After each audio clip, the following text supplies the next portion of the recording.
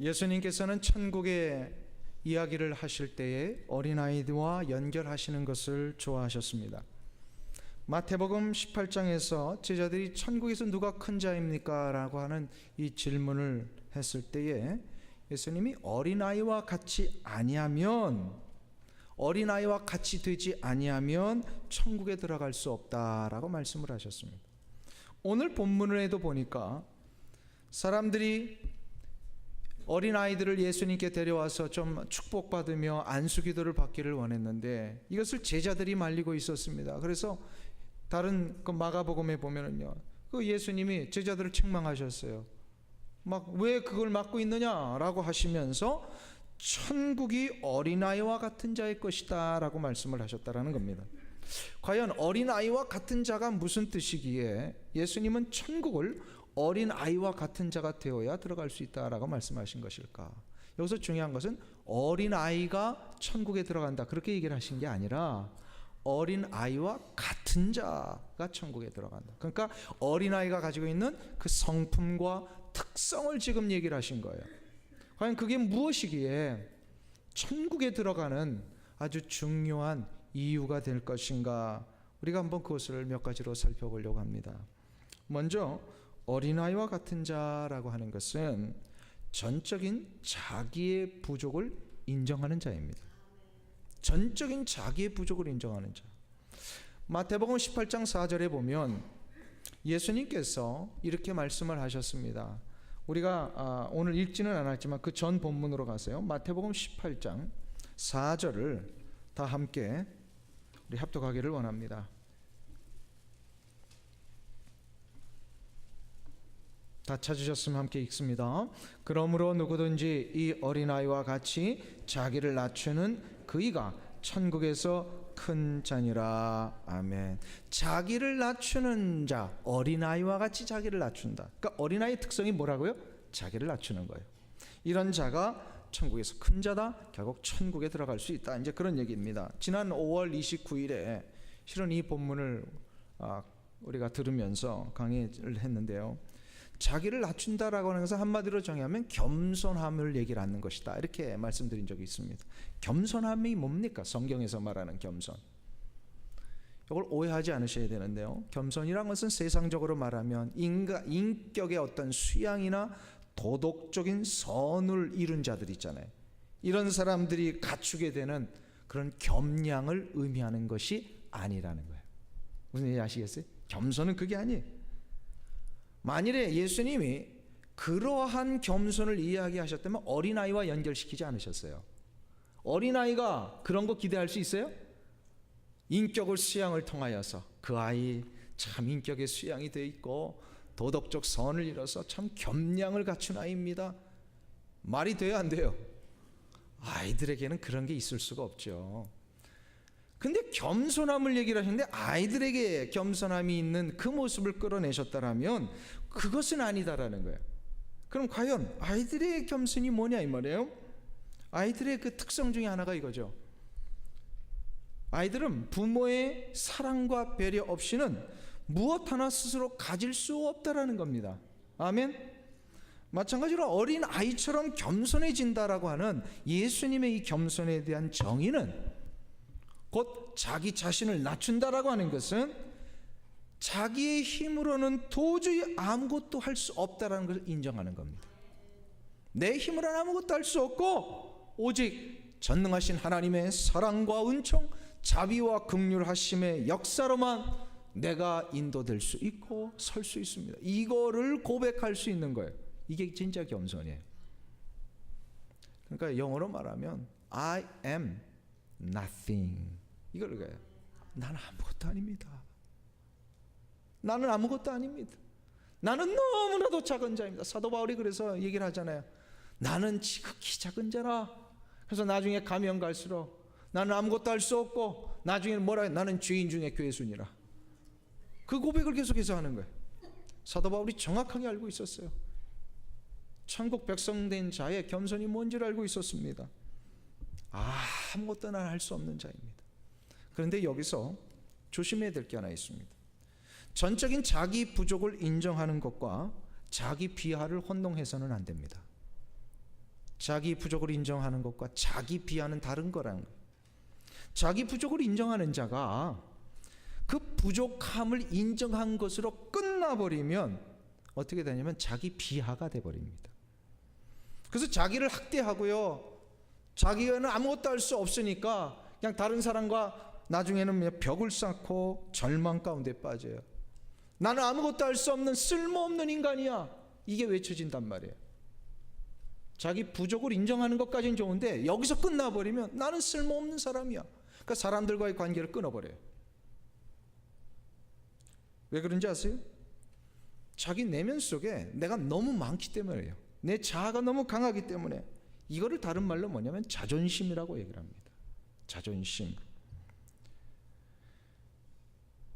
이 자존심이 자기 안에 강하게 자리 잡고 있는 분들을 보면요, 자기 자신의 부족을 고백하거나 남에게 나의 이 부족함 때문에 도움을 요청하는 거, 이거를 너무 힘들어해요.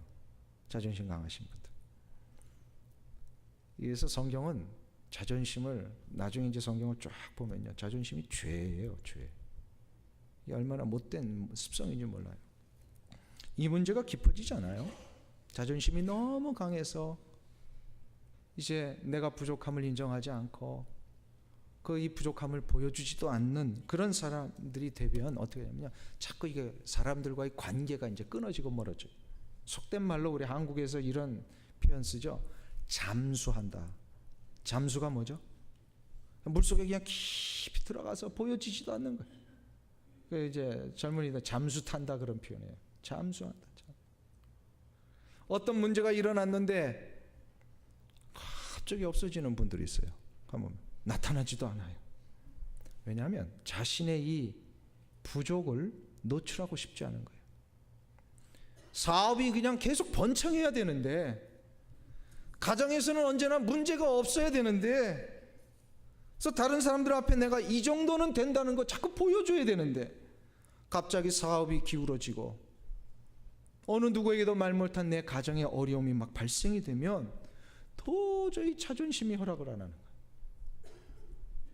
자신의 이 부족해진 이 모습, 이거 결코 남들한테 보여주고 싶어지지 않습니다. 이런 분들 대부분 보면 어떻게 되냐면요, 어떻게 한다고요? 뭘 탄다? 깊이 들어가는 거예요. 그냥 바닷물 속으로 모든 교제를 끊어요. 심한 경우에는 어떤 분들은요, 자기 혼자만의 세계에 갇혀서 나오지도 않습니다. 자기 피하가 아주 이런 심각한 결과를 초래하는 거예요. 성경은 이것을 얘기를 하는 게 아니에요. 자기 부족은. 성경은 자기의 부족을 인정하는 자는 이 문제의 해결을 찾기 위하여 나아가라는 거예요. 이게 진짜 겸손한 자예요. 자존심이 너무 강하면 문제 해결을 위하여 나가지 않아요. 그런데 진짜 겸손한 자들은요, 이 문제 해결을 위하여 나가는 거예요. 내가 이렇게 부족한 걸 인정을 하고 이 문제를, 부족함을 해결하실 수 있는 분을 찾아서 나가는 겁니다. 이 문제를 해결하실 수 있는 분이 누구예요? 누구예요? 일부 예배 때 남편이요 그러더라고요. 한 분이 그러셨어요. 우리 여기 계시는 우리 남편 되신 분들 한번 솔직히 고백해 보자고요. 그 부족을 진짜 인정해 주실 수 있어요? 아니, 채워 주실 수 있어요? 그 어느 누구가 감히 아내의 부족을, 자녀들의 부족을, 가정에서 일어나는 어려움을 완전하게 채워줄 수 있다라고 이야기할 수 있는 사람이 누가 있습니까? 없어요. 그럼 다시 물을게요.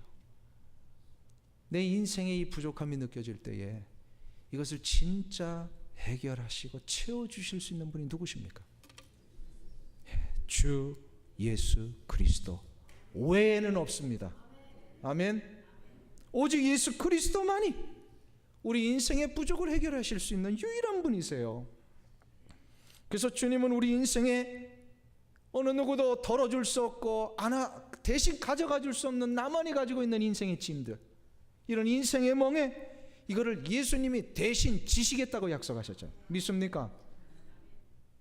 마태복음 11장 28절에 보면 수고하고 무거운 짐진 자들아 다 내게로 오라 내가 너희를 쉬게 하리라. 내가 너희를 쉬게 하리라. 다 오라 그러셨어요. 다 오라. 오렌지 카운티 한인교회에 있는 분만 오라 그런 게 아니에요. 모든 인생에 그 짐을 가지고 있는 사람 다 오라는 거예요. 아멘. 주님은 우리 인생의 목마름을 해결하실 수 있는 유일한 분이십니다. 인생의 목마름 있잖아요. 뭔가 돈이 있어도 좀 어느 정도 위치에 올라가도 이게 해결되지 않는 갈증들이 있어요. 외로움이 있어요.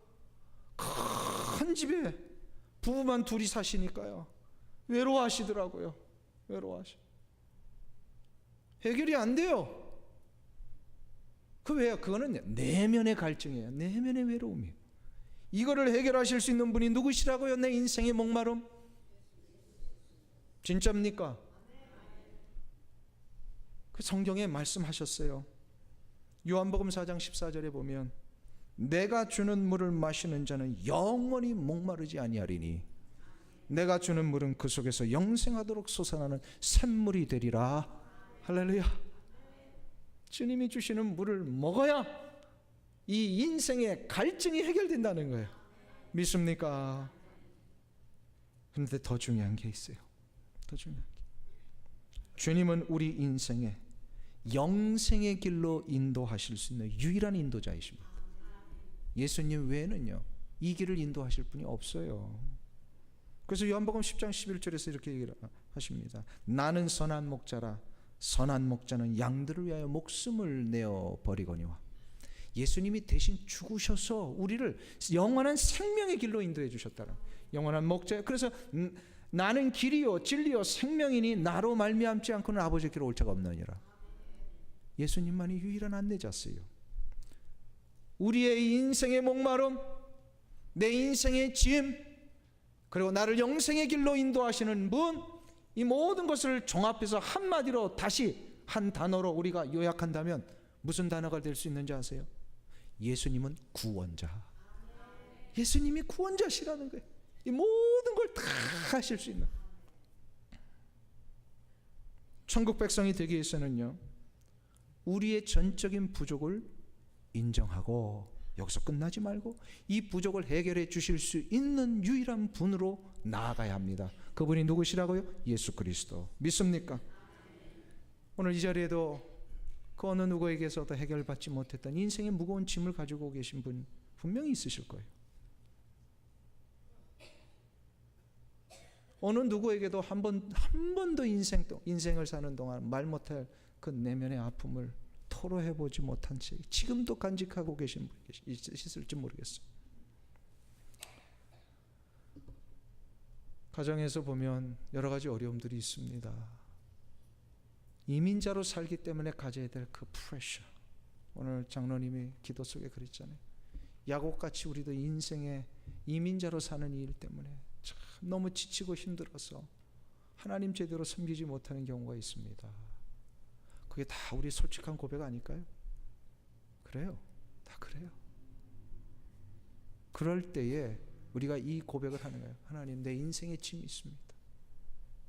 내 인생에 갈망이 있어요. 이민자로 어차피 다음 자녀들까지도 계속 살아야 되기 때문에 이 땅에 우리가 묻혀져야 될 터인데 주님, 이런 피곤함과 이민자의 지친 우리의 육체와 영혼 어떻게 하면 좋습니까?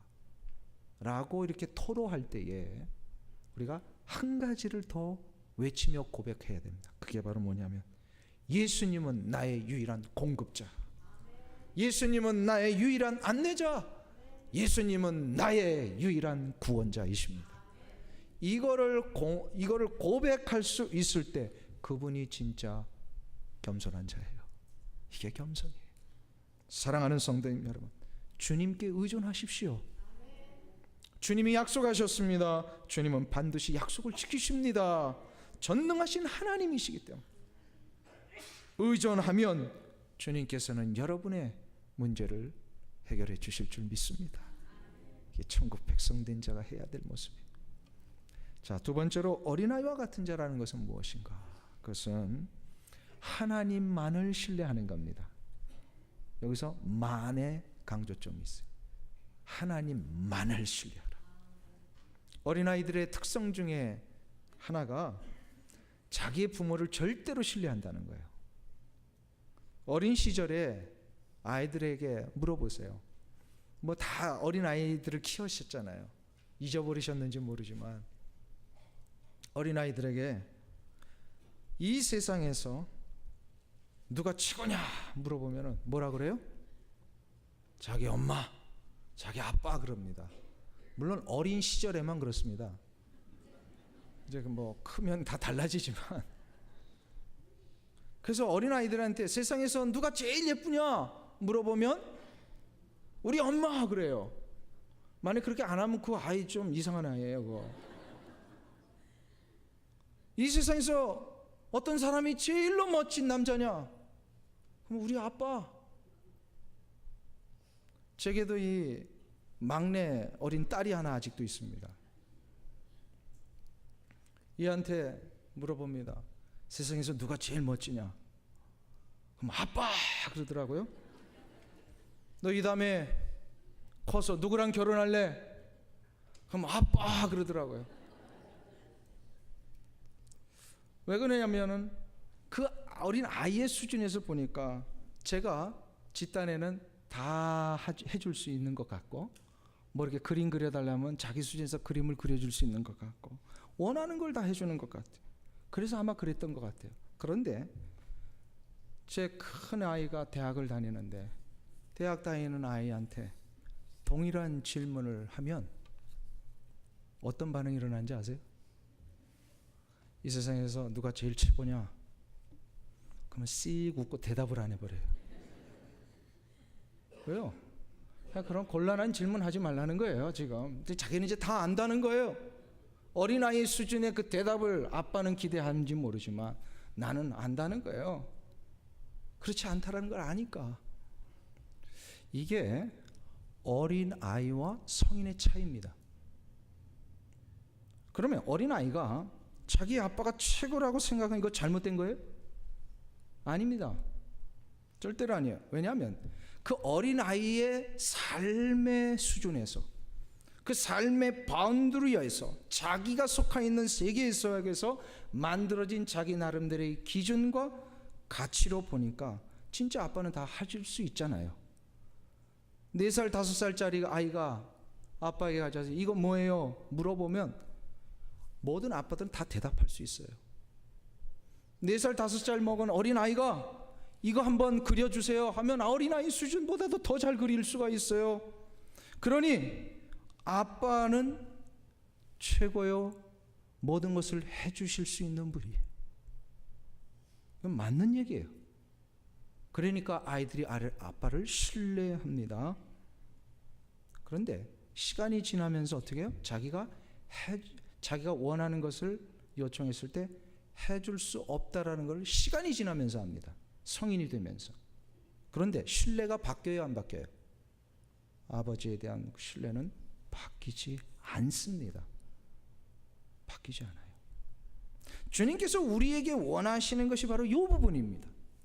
이 부분이. 하나님을 향하여 우리가 어린아이와 같이 전적으로 신뢰하기를 원하시는 거예요. 하나님은 우리의 아버지이시니까. 믿습니까? 우리는 하나님의 자녀입니다. 그런데 어린아이가 육신의 아버지를 신뢰하는 것과 우리가 하나님 아버지를 신뢰하는 것에는 아주 근본적인 차이가 하나 있습니다.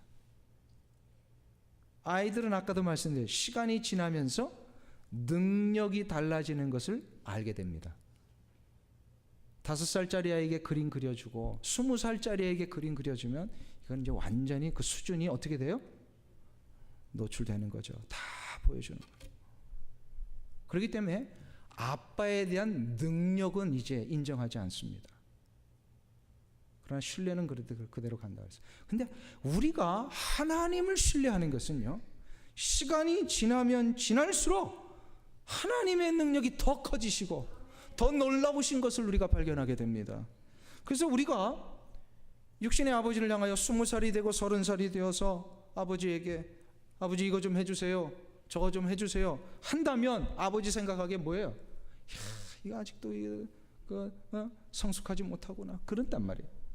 그런데 하나님 아버지에게 우리가 하나님 이걸 해주세요 저거를 해주세요 한다면 그것도 50이 되고 60이 되어서 하나님 이것 좀 해주세요 저것 좀 해주세요 할 때 하나님 뭐라고 우리를 생각하시겠어요?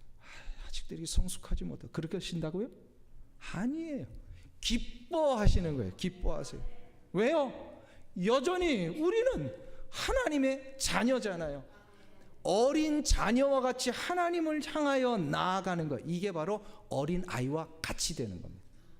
그러니까 60이 되건 70이 되건 간에 어린 아이와 같이 하나님을 향하여 내 마음을 드리는 것, 이것이 실은 하나님을 신뢰하는 것입니다. 그래서 욥은 그 많은 나이와 인생의 그 깊은 연륜 속에서도 이런 고백을 합니다. 욥기서를 마감하는 42장에서요. 욥이 2절에서 이렇게 고백을 해요. 42장 2절에서. 주께서는 못하실 일이 없사오며 무슨 계획이든지 못 이루실 것이 없는 줄 아오니. 인생의 마지막을 달려가는 그 나이에도 아버지에게 이런 고백을 할 수 있다는 것은 하나님이시기 때문에 그런 거예요. 전능하시기 때문에. 그리고 하나님은 창조주이시기 때문에 나를 만드시고 우주를 만물을 만드신 분이시기 때문에. 그래서 이사야 40장 26절에서 이사야 선지자가 이렇게 얘기를 합니다. 너희는 눈을 높이 들어 누가 이 모든 것을 창조하였나 보라. 주께서는 수혜대로 만상을 이끌어내시고 그들의 모든 이름을 부르시나니 그의 권세는 크고 그의 능력이 강함으로 하나도 빠짐이 없느니라. 아멘. 우리는 육신의 아버지는 시간이 지날수록 이제 내가 돌봐야 드려야 되고 점점 육신적으로 연약해지시는 것을 인정하라. 하나님은 그렇지 않아요. 하나님은 우리가 60, 70이 돼도 우리보다 월등하게 모든 것을 완벽하게 해주실 수 있는 분이에요. 하나님 앞에는 우리는 언제나 뭐와 같은 자가 된다? 어린아이와 같은 자. 아멘. 우주 만물을 창조하신 창조주신데, 우리 그 오렌지 카운티에 사시는 분들이 아주 참 인간적으로 아주 좋은 혜택이 하나 있죠. 저 애너임에 가면은 세계 모든 사람들이 평생에 한 번쯤 와보고 싶은 아주 멋진 파크가 하나 있어요. 뭐죠? 네, 디즈니랜드. 우리는 뭐 그냥 맘만 먹으면 그냥 가잖아요. 그런데 이거 한번 오려고요, 평생에 비행기 싹 마련하고 이 호텔비 마련하고, 여기 사시는 분들 호텔비도 안 들어요. 비행기 값도 안 들어요. 그냥 아이스크림 먹을 값만 있으면 돼요. 근데 수천 불을 들여서 수만 불을, 그러니까 이거는 아프리카나 저 남미에 있는 사람들은 올 수가 없어요. 얼마나 그 놀라운 혜택이에요. 이걸 누가 만들었어요? 여기서 또 하나님 그러시면 안 돼요. 예전에 그 얘기 한번 했던 어떤 분이 하나님 그러시다. 물론 하나님이 모든 것을 만드시고 이제 그 안에서 우리로 하여금 다시금 만들어 가도록 이렇게 역사하셨지만, 디즈니랜드는 월트 디즈니가 만들었습니다. 한번 보세요. 월트 디즈니가 이 어마어마한 디즈니랜드를 만들었는데, 자기가 살고 있는 동네에 조그만 놀이터 하나 만드는 거는 일일까요? 일이 아닐까요? 그건 일도 아니에요. 천지 우주 만물을 만드신 하나님께서 나 같은 인생을 위하여 내 인생의 조그만 정원을 하나 만드시는 거, 이거는 일도 아닙니다. 일도 아니에요. 하나님은 창조주 하나님이십니다. 전능하신 창조주이세요. 여러분들 이거 믿으십니까? 하나님이 여러분의 창조주이심을 믿으십니까? 그래서 이거를 믿는 것, 신앙이 창조론 아니에요. 이 창조론이 그래서 중요해요. 이걸 자꾸 무너뜨리려고 하는데 우리 맞서서 싸워야 돼. 이건 무너지잖아요. 그러면 피폐해집니다, 인생이. 왜요? 자기가 자기 인생 개척하려는 게 얼마나 힘든 거예요. 이 창조론을 우리가 그래서 목숨을 걸고 이건 이제 한번 싸워서 지켜내야 돼요. 근데 그 창조론을 지켜내는 것의 가장 첫 출발이 뭐냐면, 하나님은 나를 창조하신 분이십니다. 이거 고백할 수 있는 거예요. 이거 고백해야 돼요. 제가 다시 한번 여러분에게 여쭙겠습니다. 하나님은 여러분을 만드신 여러분의 창조주임을 믿으십니까? 아멘. 아멘. 근데 이 아멘이 진짜가 또 되기 위해서는 한 가지 증거를 여러분들 스스로 가져야 돼. 내가 이 아멘을 했는데 이게 진짜면 한 가지 증거가 나타나요. 그게 바로 뭐냐면 하나님을 창조주로 여기며 진짜 창조주임을 인정하며 사는 자에게는요, 염려가 사라진다는 거예요. 염려. 어린아이들이 잠들 때 어떻게 자죠? 자기 잠자리 주변은 안전한지 요거 이렇게 다 살피고 자요? 현관문은 제대로 다 잠겨 있는지, 스토브에 가스 밸브가 다 잠겨져 있는지 요거 확인하고 자요? 요거 확인하고 자는 자는 어린아이는 진짜 이상한 아이예요. 어린아이들은 그런 거 염려하지 않습니다. 졸리면 그냥 아무 데서나 쓰러져 잡니다. 비가 와도 잠자는 동안에 천둥이 쳐도 상관하지 아니하고 잡니다. 염려가 없는 거예요. 왜요? 왜 그럴까요? 그 모든 것들은 다 누가 하기 때문에. 아니, 엄마 아빠가 하는 거야. 그 모든 건 다 엄마 아빠가 하잖아요. 마찬가지로 하나님을 창조주로 인정하며 하나님을 나의 아버지로 인정하며 고백하는 자는요, 이 평안의 밤을 얻을 수가 있습니다. 염려가 사라지는 거예요. 그래서 시편 127편에서 그 유명한 고백을 하지 않습니까? 여호와께서는 그 사랑하시는 자에게 잠을 주시는도다. 어린아이와 같이 하나님을 신뢰하는 자, 하나님을 믿는 자, 이 능력이 시작될 줄로 믿습니다. 하나님을 신뢰하는 자는 그 인생의 어떤 사망의 음침한 골짜기를 다닐지라도 해를 입지 않게 해 주십니다. 사랑하는 성도님 여러분, 혹시 이 자리에 사망의 음침한 골짜기를 지나는 것 같은 그런 고난과 아픔과 절망이 여러분의 삶을 엄습하고 계십니까? 시편 23편의 그 다윗의 고백이 여러분의 고백이 되시기를 원합니다. 여호와는 나의 목자시니, 하나님은 나의 창조주이시니, 하나님은 나의 아버지이시니, 내가 사망의 음침한 골짜기로 다닐지라도 그 어떤 해가 나를 엄습해오지 못할 것입니다. 내가 두려워하지 않습니다. 이 고백이 여러분들 가운데 일어나기를 축원합니다. 마지막으로 어린아이와 같은 자라고 하는 것은 하나님의 은혜를 전적으로 수용하는 자를 얘기합니다. 따지지 않고 계산하지 않고 전적으로 수용하는 자. 마가복음 10장 15절에 보면 오늘 우리가 읽은 이 본문과 동일한 내용이 기록되어 있는데 조금 표현이 다르게 기록이 되어 있어요. 마가복음 10장 15절에 보면 주님께서 이런 말씀을 하셨습니다. 내가 진실로 너에게 이르노니 누구든지 하나님의 나라를 어린아이와 같이 받들지 않는 자는 결단코 그곳에 들어가지 못하리라. 이렇게 되죠. 무슨 차이가 있을까요? 오늘 마태복음과 마가복음 찾아보셔야 되겠구나. 예, 마가복음 10장 15절 한번 보세요. 마가복음 10장 15절.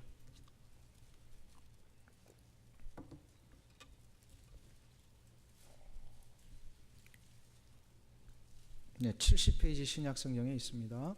마가복음 10장 15절.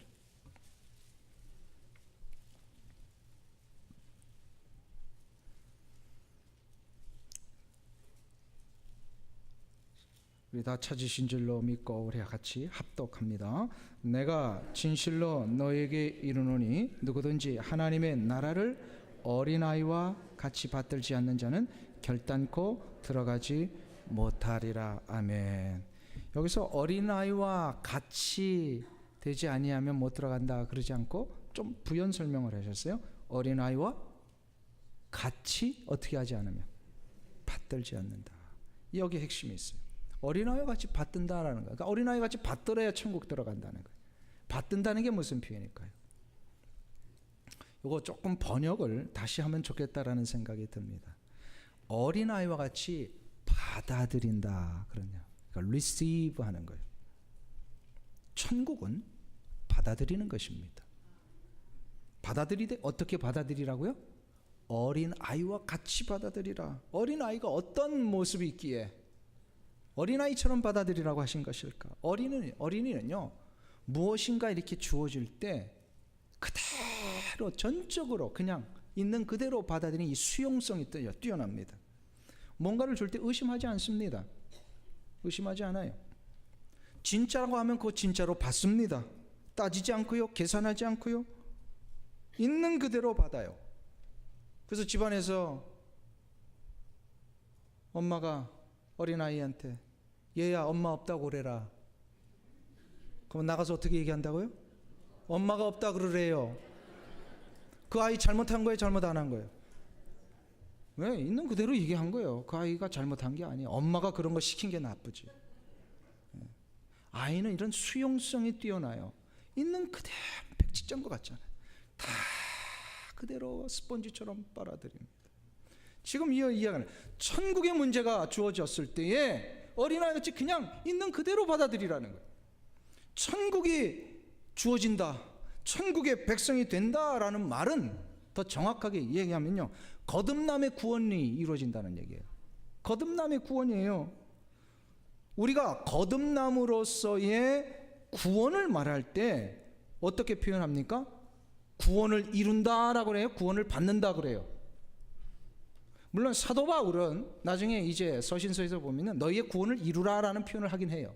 그건 바로 뭐냐면 거듭남으로서의 구원을 얘기를 하는 게 아니라 이렇게 거듭난 이후에 하나님의 나라 가기까지 성도들이 해야 할 이 성화의 과정, 이건 우리가 노력해야 된다는 거예요. 근데 구원을 이루라고 했을 때는 그 사도 바울이 그래서 이 성화를 얘기를 하기 때문에 이 거듭남의 구원을 얘기를 한 게 아니에요. 우리는 이걸 구별하면서 들어야 돼요. 그러면 주님이 말씀하신 천국의 백성이 된다라고 하는 것은 거듭남의 얘기예요. 거듭나는 구원을 얘기를 해요. 그러면 거듭나기 위해서는 어떻게 되냐? 바로 주어지는 이 구원을 그대로 받아야 된다. 만일에 이 구원을 이룬다 하면 이건 행위가 들어가요. 구원은 절대로 우리의 행위로 이루어지지 않습니다. 구원은 하나님이 주시는 선물을 받는 겁니다. 아멘. 그래서 선물이라고 그래요, 구원을.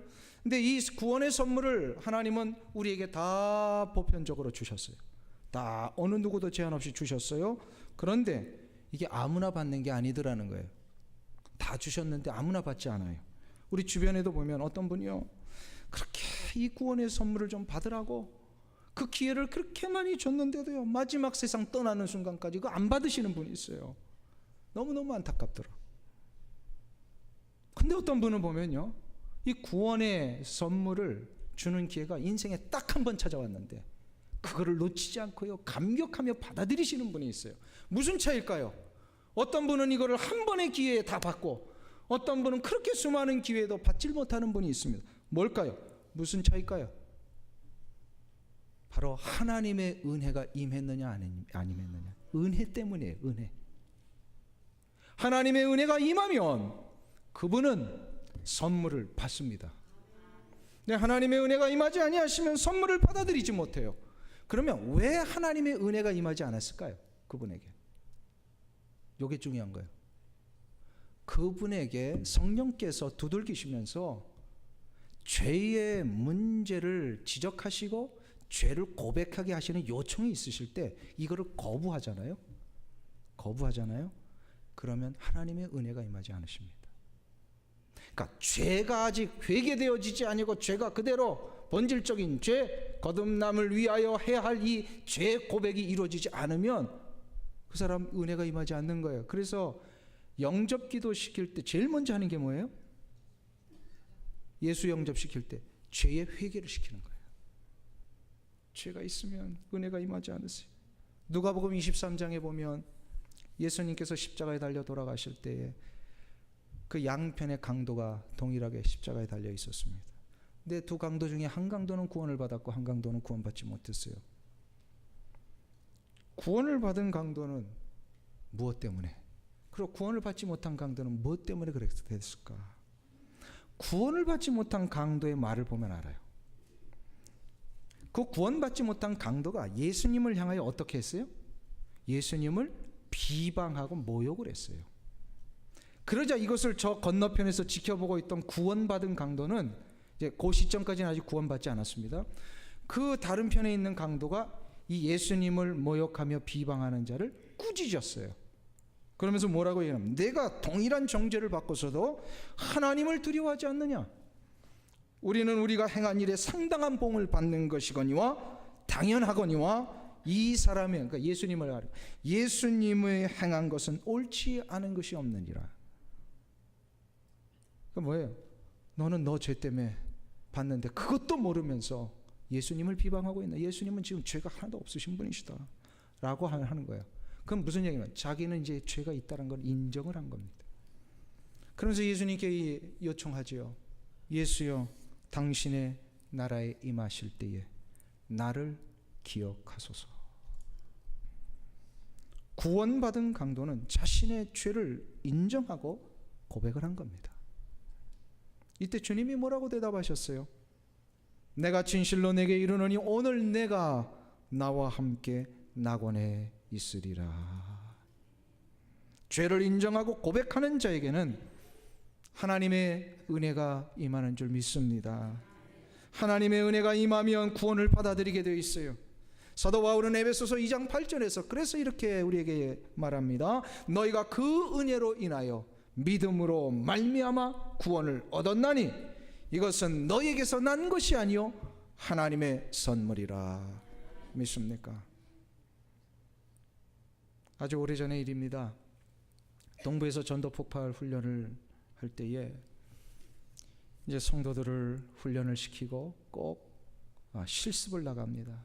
근데 나갈 때 3명씩 짝을 지어서 이제 나가게 합니다. 그 이유는 한 명은 제일 잘 훈련된 분을 세워서 복음을 지시하게 해요. 그러니까 이 전도 폭발이라고 하는 것은 노방 전도하고는 좀 달라서 가가호호 방문을 합니다. 그냥 문 두들기고 문 밖에서 하는 게 아니고 미리 교회가 이분들과 방문할 집을 다 연결을 해놔요. 그래서 딱 응접실에 앉아가지고요 40분에서 한 1시간 이상 대화를 하게 합니다. 근데 대화를 하는 게 목적이 뭐냐면 그 대화 속에서 이제 복음이 나오게끔, 그래서 복음을 제시하는 거예요. 이게 이제 훈련을 받으면 이게 돼요. 그래서 한 분으로 하여금 이 전도 폭발에서 복음을 제시하게 하고, 나머지 2분은 뭐냐면 복음을 제시하는 분과 복음을 받아들일 대상자를 위해서요 중보를 기도하게 하려고 3분씩 꼭 보냅니다. 근데 중보 기도하는 분들한테 아주 신신당부하면서 꼭 이 기도를 해주십시오 하는 게 뭐냐면, 복음을 듣는 저 대상자가 복음을 들을 때에 그분에게 하나님의 은혜가 임하게 해달라고 이 기도를 꼭 시킵니다. 물론 복음을 전하는 분에게도 은혜가 임해야 이제 성령의 강권적인 역사로 전하시고요, 그리고 받아들이는 분에도 성령의 그 강력한 은혜가 임하셔야만 이제 자기의 죄를 보고 회개하고 고백하잖아요. 그래가지고 이것을 꼭 기도해요. 놀라운 사실이 있어요. 나중에 통계를 내보면 알아요. 그토록 마음이 완악하고 복음을 거부하고 예수 믿는 사람들 막 무시하고 경멸했던 분들도요 다 응접실에 앉아가지고 차 한잔 주세요 하면서 대화하면요 그렇게 함부로 안 하셔요. 그리고 또 누가 기도하고 있어요? 2명의 중보 기도, 그리고 그분들을 보낸 교회에서 중보 기도팀이 기도를 하잖아요. 대부분 복음 제시하고 나면 마음의 문을 열어요. 성령님이 터치를 하세요. 보니까 터치하셔서 그분의 죄를 보게 하시고 그 죄를 인정하는 순간부터 하나님의 은혜가 임하게 하시고, 은혜가 임하니까 예수 그리스도를 받아들이더라고요. 놀라운 역사. 근데 전도를 하다 보면 그렇게 이제 기도를 했는데도 잘 안 되는 분이 있긴 있어요. 안 되는 분이 있긴 있어요. 그런 분 중에 대부분 어떤 유형이냐면 좀 안다 하는 사람들, 좀 뭔가 이렇게 나 성경도 좀 알고 예수는 안 믿으면서도 그래도 교회에도 한두 번 나가본 적도 있고 말이에요. 그래서 이렇게 웬만한 이렇게 그 대화를 가지고는 잘 설득이 안 되는 분들이 있어요. 이런 분들 특별히 가만히 나중에 보면요 그 제대로 잘 모르고 아는 척을 하는 거예요. 제대로 잘 모르고, 특별히 꼭 알아야 될 핵심은 모른 채 알아서도 알면 뭐 전혀 이렇게 하등에 도움도 되지 않는 것들을 많이 알고 계세요. 그런 것 중에 대부분 뭐냐면 이 교회 비리, 교계의 무슨 이 안 좋은 소문들, 그런 거는 어떻게 이렇게 저도 모르는 이야기를 다 알고 계시더라. 이런 분들하고 대화를 해보면 잘 안 돼요. 왜냐하면 그런 걸 너무 많이 알고 있으면 어떻게 되는지 아세요? 자기의 죄를 잘 못 봐요.